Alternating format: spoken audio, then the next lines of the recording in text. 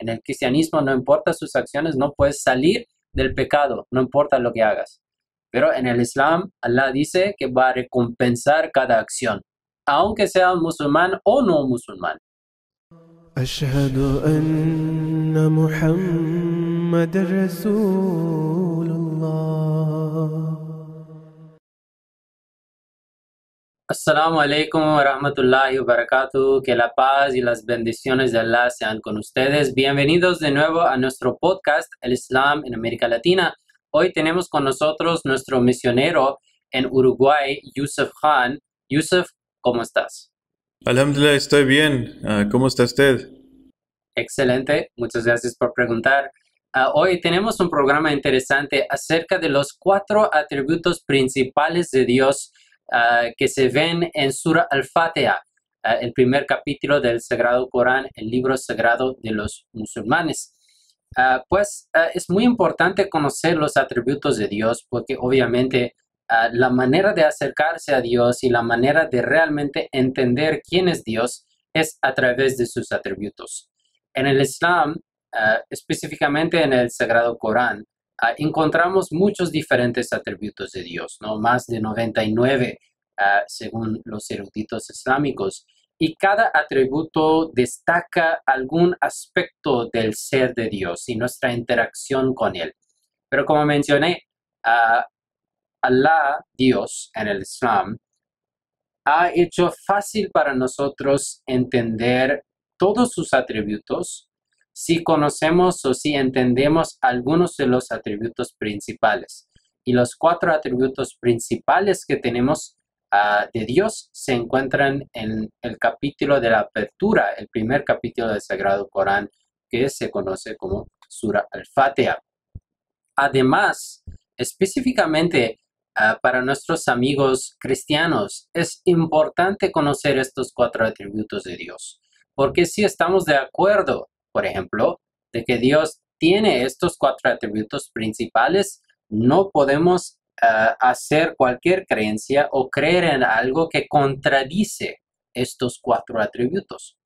Y por lo tanto, cuando estamos hablando acerca de las diferencias entre el Islam y el cristianismo, una manera importante de abordar estas cuestiones y estas preguntas es a través de los atributos de Dios. Y por lo tanto, hoy queremos abordar este tema y entrar un poco en los detalles acerca de si queremos saber qué es el camino recto hacia Dios, debemos de ver qué creencias en el Islam o en el cristianismo van de acuerdo con los atributos de Dios y cuáles creencias van en contra de estos atributos principales.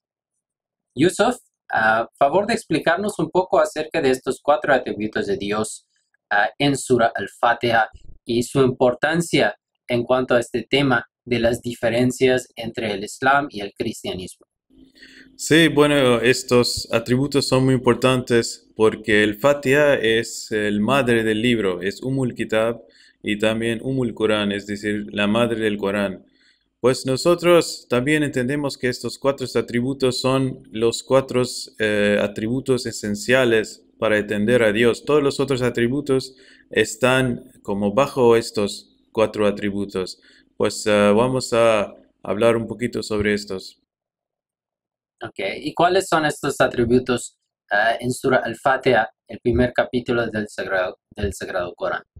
Bueno, primero tenemos Rabbul Alamin, que significa el Señor de los mundos. Después tenemos Ar-Rahman, que traducimos esta palabra el clemente, y Rahim, que significa el misericordioso. Y al fin tenemos Maliki Yawmiddin, que significa el dueño del día del juicio.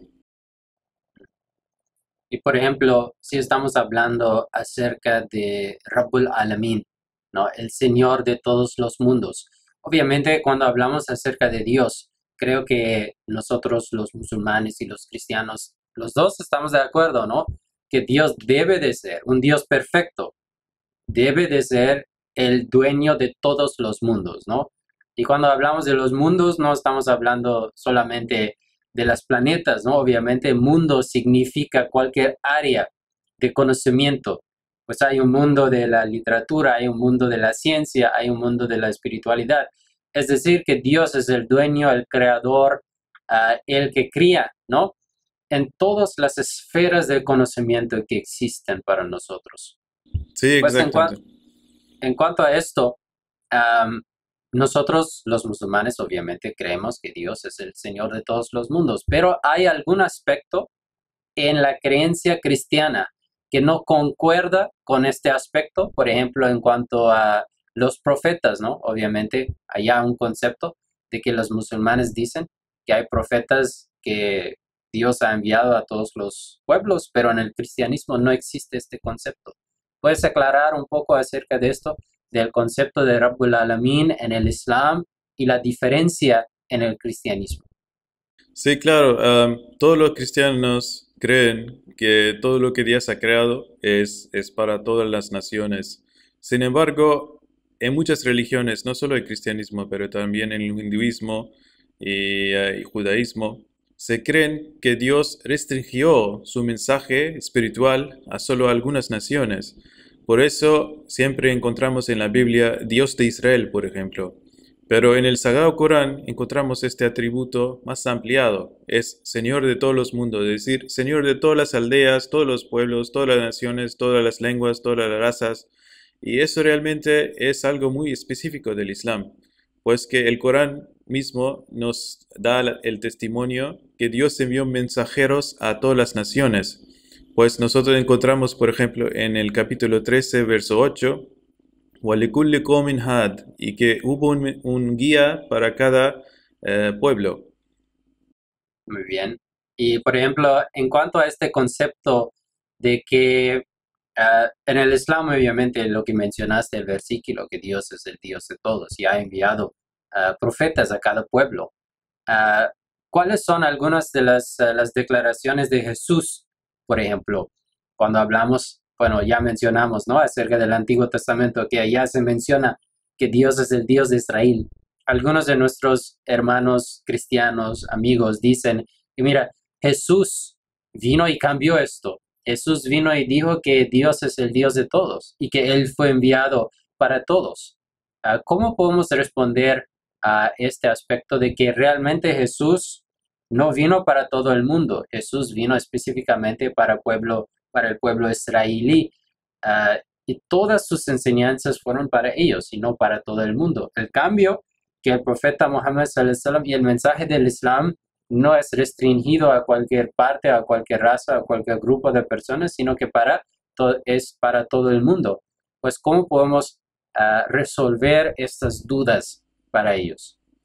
Sí, bueno, en el Mateo 15, verso 24, Jesús dice, no fue enviado sino a las ovejas perdidas del pueblo de Israel. Y también cuando envía a sus discípulos para predicar, siempre les enseñó a predicar solo a los judíos, hasta que cuando también salieron de las fronteras de esta región en Palestina, también les dijo que pueden predicar a todos excepto a los gentiles. Gentiles quiere decir los no judíos. Pues Jesús también era un profeta israelí y sabía bien que él y su mensaje era para los judíos y no para los no judíos. Pues también en esta misma cita tenemos también una mujer que vino, que no era judía y que pidió muchas veces a Jesús para que su ayuda. Pero Jesús continuó diciendo eso y hasta una vez llamó a los no judíos perros, ¿no? Pues muestra realmente que Jesús y su mensaje era limitado a solo esta nación. Y nosotros también creemos en Jesús, respetamos a Jesús, creemos que eso fue lo que era necesario en este momento. Vemos que cuando los gentiles, es decir, los no judíos, empezaron a aceptar el cristianismo, también convirtieron toda la religión en otra cosa. Por eso tal vez Jesús tuvo un poquito temor a enseñar algo de su religión a ellos, porque sabía que no van a poder entender. Pero él explicó todo que él quiso enseñar solo a los judíos, se limitó su religión a los judíos. Y en cuanto al profeta Muhammad sallallahu alaihi wasallam, hay algunas citas o hay algunas referencias que nos muestran de que a diferencia con Jesús, su mensaje fue dirigido a no solo a los árabes, sino que a todo el mundo. ¿Cuáles son algunas de las referencias para eso? Sí, claro, el profeta Muhammad, la paz y bendiciones de Alá sean con él, enseñó que su mensaje no es solo para los árabes, El Corán dice que Él fue enviado a todas las naciones, a toda la humanidad, pues en el Corán le llamamos Rahmatul lil Alamin, es decir, es la misericordia para toda la humanidad. También enseñó a nosotros, los musulmanes, que un árabe no tiene superioridad sobre un no árabe y que un no árabe o un blanco no tiene superioridad sobre el negro y viceversa. Dijo, excepto en piedad y buenas acciones, ¿no? Pues toda la humanidad, todos los seres humanos somos iguales, no tenemos superioridad, etcétera, sobre otras religiones, excepto en nuestra cercanía con Dios. Y eso realmente es un mensaje muy interesante, algo realmente que no podemos esperar de una persona del séptimo siglo en un lugar tan atrasado como Arabia. Pero eso muestra realmente que Dios enseñó a profeta Muhammad directamente y es una gran muestra de su veracidad también. Claro, y hoy en día cuando vemos que el mundo está volviéndose como una pequeña aldea, ¿no? Y todos están en contacto unos con los otros a través del Internet, a través de los nuevos medios de comunicación, de transporte que ni hace 200 años o 300 años tuvimos estos medios, ¿no? Pues hoy en día vemos aún más la importancia de este mensaje, de que todo el mundo está unido y que todos nosotros, siendo seres humanos, nosotros hemos recibido una enseñanza completa para todos nosotros. Y esto se encuentra únicamente en el Islam. Bien, ya hemos hablado un poco acerca del atributo de Rabbul Alamin, el Señor de todos los mundos, ¿no? Y que como realmente el Islam, sus creencias van de acuerdo con este atributo, pero no vemos lo mismo en el cristianismo, obviamente, porque su religión no fue revelado para todo el mundo. En cambio, el Islam sí. Pero llegando al segundo atributo que Allah ha mencionado en Surah Al-Fatiha, tenemos Ar-Rahman, el Clemente. Y bueno, es interesante que en el Sagrado Corán hay un capítulo, es relevante para los cristianos, que se llama Maryam, es decir, María, la madre de Jesús. Y en este capítulo 19 del Sagrado Corán, Allah responde a las acusaciones, a los pensamientos de los cristianos en muchos aspectos, ¿no? Aclara varias creencias allá.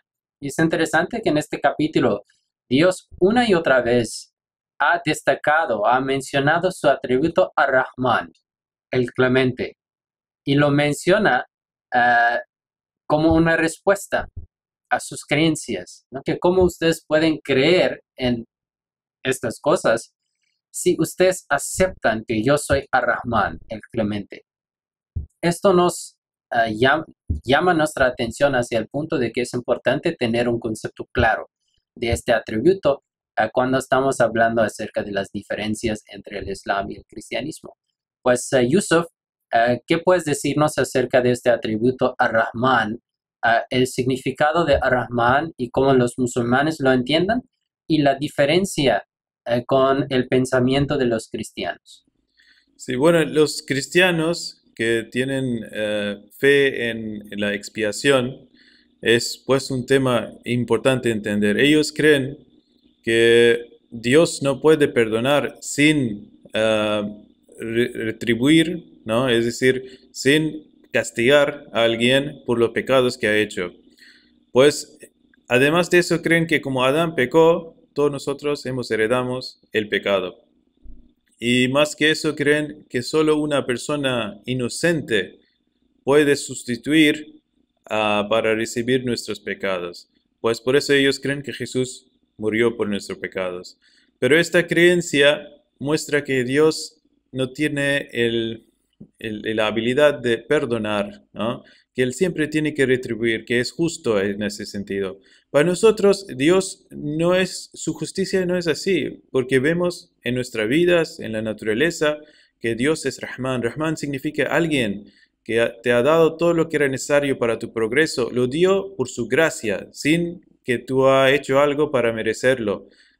Todo lo que tenemos antes de nuestro nacimiento, el sol, la luna, el aire, tenemos nuestra inmunología, tenemos millones de cosas realmente que nosotros usamos diariamente, y nosotros no hicimos ningún trabajo ni ninguna oración para recibir estas cosas. Pues eso muestra la gran gracia que tiene Dios. Y obviamente si este ser tiene tanta gracia y nos da tantos regalos y favores, ¿no? Sin ningún esfuerzo de nuestra parte, entonces obviamente también puede perdonarnos, ¿no? Y su justicia no es contradictorio a su perdón, porque tiene mucha gracia.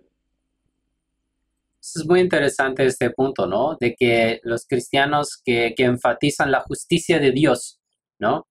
A veces olvidan cuando están tratando de explicarlo que la justicia de Dios opera debajo de y según el atributo de Ar-Rahman, el clemente, ¿no? Y como un padre, ¿no? Los padres también son justos con sus hijos, ¿no? Pero obviamente su amor, su misericordia, su clemencia con sus niños supera su justicia, o su justicia opera bajo esto. Es decir, que si el niño hace un error, los padres no van a castigar en cada momento, ¿no? Obviamente hay un aspecto de perdonarlos. Y esto es el aspecto de cómo la clemencia de Dios obviamente supera y es superior de su justicia. Es decir, que en este contexto específicamente de la expiación de los pecados, que Dios obviamente nos ha mostrado una y otra vez que puede darnos algo sin exigir algo a cambio. Pues en este caso también no es justo decir que para perdonarnos, para darnos ese regalo del perdón de la salvación, que Dios tiene que exigir algo a cambio de eso. El concepto es erróneo, es contradictorio con este atributo de Dios. Y el siguiente atributo que creo es relacionado con este aspecto es Ar-Rahim, ¿no? Pues tenemos Ar-Rahman, el clemente, y luego el tercer atributo en Surah Al-Fatiha, Ar-Rahim, el misericordioso. Pues Yusuf, ¿cómo podemos vincular este atributo Ar-Rahim? ¿Qué es con este tema? ¿Qué significa Ar-Rahim? ¿Qué es el concepto dentro del Islam con esto? ¿Y qué es la diferencia entre las creencias islámicas y cristianas en cuanto a este atributo de Dios? Bueno, Rahim significa alguien que repetidamente muestra su misericordia, que recompensa muchas veces. Y pues ese es un atributo que nos da mucha motivación a hacer buenas cosas, porque también vemos las consecuencias buenas de nuestras acciones y nos acercamos más y más a Dios. Pero en el cristianismo, con el pecado original, es una situación muy de depresión. O sea, uno tiene que pensar que si yo soy pecado, nunca puedo escapar el pecado. Entonces, naturalmente, uno se da por vencido a todos los pecados, ¿no? Yo puedo imaginar todos los problemas que tienen los sacerdotes católicos, etcétera. Cuando uno nace con esta psicología y enseña a sus niños que ellos son pecadores, entonces naturalmente ellos van a creer eso sobre sí mismo y la creencia sobre sí mismo es muy fuerte. Pues el Islam nos da la buena noticia que Dios, el Corán dice hasta si hacemos un átomo de bueno, Dios va a recompensarlo y mostrar su misericordia. Y eso realmente es pues un atributo que nos gusta mucho. Nosotros tenemos mucha motivación de hacer buenas cosas y evadir malas cosas. Es decir, bueno, el concepto en el Islam primero, ¿no? Para tal vez nuestros oyentes cristianos que no lo saben, de que el Islam no cree en el pecado original. El Islam dice que cada ser humano nace puro, ¿no? Con una conciencia pura, con la naturaleza pura.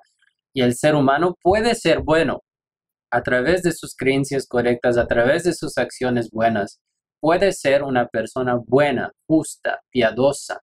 Pero el cambio en el cristianismo, la creencia es que una persona no puede salir de su pecado, no importa sus acciones, ¿no?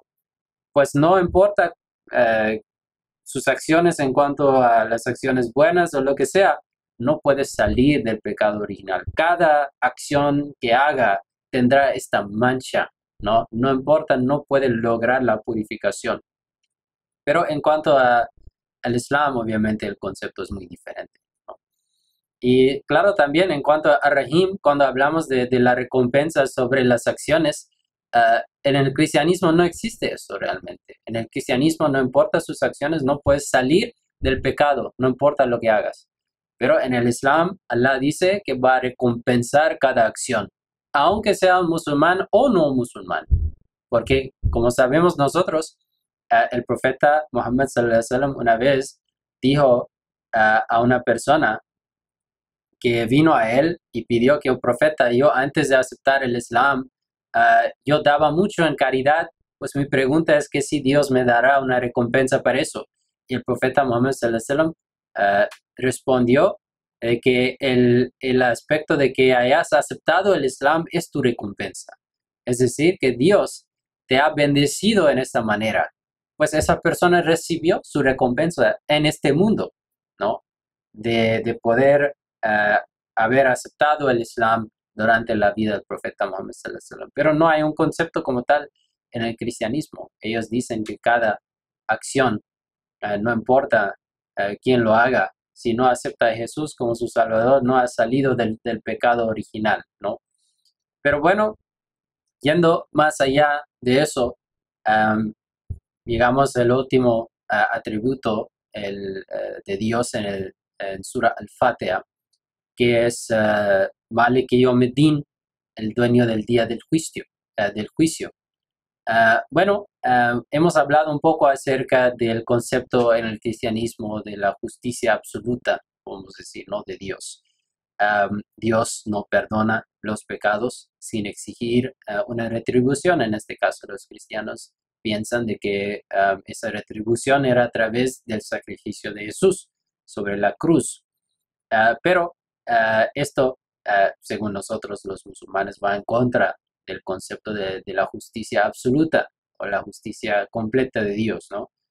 Pero en cuanto al atributo de Dios en Surah Al-Fatiha, Malik Yawmiddin, el dueño del día del juicio, ¿qué puedes decirnos acerca de estos conceptos? ¿Qué es el concepto en el Islam primero? De que Dios es el dueño del día del juicio, y qué es el concepto acerca de eso en el cristianismo y las diferencias entre los dos. Los cristianos dicen, por ejemplo, que Dios, siendo juez, ¿no? Si hay un culpable y una víctima, y pues, ¿cómo puede Dios perdonar el culpable, ¿no? Pues nosotros explicamos, porque sería contra la justicia. Pues nosotros explicamos, y este atributo de Dios explica que Dios no es solo juez, sino que también es dueño. O sea, es dueño también del culpable y también es dueño de la víctima. Y en este sentido, tiene derecho de perdonar, ¿no? A lo que es realmente su propiedad. O sea, son sus personas, ¿no? Sus siervos. Y pues nosotros creemos que Dios y su justicia y su perdón no son contradictorios, sino que es parte de su justicia. O sea, Él tiene un mejor entendimiento de lo que es justo que nosotros. Nosotros no debemos poner nuestra definición de lo que es la justicia sobre Él, ¿no? Pues en el Corán, Allah también dice, mi misericordia abarca todas las cosas. Y también dice Dios en el Sagrado Corán, capítulo 39, verso 54, «Oh siervos míos, que habéis cometido excesos contra vuestras propias almas, no desesperéis de la misericordia de Allah, pues Alá en verdad perdona todos los pecados. Ciertamente Él es el sumo indulgente y misericordioso», ¿no? Pues eso muestra que realmente parte de la naturaleza de Dios, de su ser dueño y perdonador, es que Él tiene el poder de perdonar todos los pecados. Pues otra vez muy importante, ¿no? Y nos muestra una y otra vez que el concepto de la expiación del pecado a través del sacrificio de Jesús sobre la cruz, ¿no? De su muerte sobre la cruz, no va de acuerdo con el concepto de un Dios misericordioso, clemente y dueño del día del juicio. Si, por ejemplo, alguien llega después de haber muerto en el día de la resurrección y allá Dios ve que, por ejemplo, esta persona tal vez ha cometido un pecado más de sus buenas acciones, según los cristianos, Dios no puede perdonar a esa persona, porque va en contra de su concepto de los cristianos de la justicia de Dios. Pero Allah dice que Él es el dueño del día del juicio. Puede perdonar el que quiera y puede castigar a la persona que quiera. Y hay muchos dichos interesantes del profeta Muhammad sallallahu alaihi wasallam acerca de eso también, ¿no? Y por ejemplo, hay uno varios interesantes, ¿no? Que hablan acerca de cómo Dios tal vez o perdonaba o va a perdonar más bien algunas personas que tal vez habían cometido pecados toda su vida y solo por haber hecho una buena acción que a Dios le gustó tanto que Dios perdonará a esa persona así. Pues, por ejemplo, hay un dicho del profeta Muhammad sallallahu alaihi wasallam que habla acerca de una prostituta y que todos en su aldea obviamente pensaban que es una mujer muy mala y que iría directamente tal vez al infierno, ¿no? Pero después de haber muerto, Dios, el profeta Muhammad sallallahu alaihi wasallam explicó que Dios perdonó a esa mujer porque una vez dio agua a un perro que estaba muriendo de agua y ella bajó su zapato, ¿no? En el pozo para sacar agua para este perro en ese momento. Y Dios solo por haber hecho esta una acción, única acción buena, Dios la perdonó.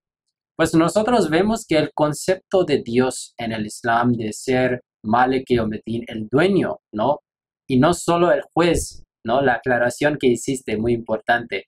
Es necesario saber este aspecto de Dios, porque si no, lo que estamos haciendo es quitando Dios del concepto de su misericordia, ¿no?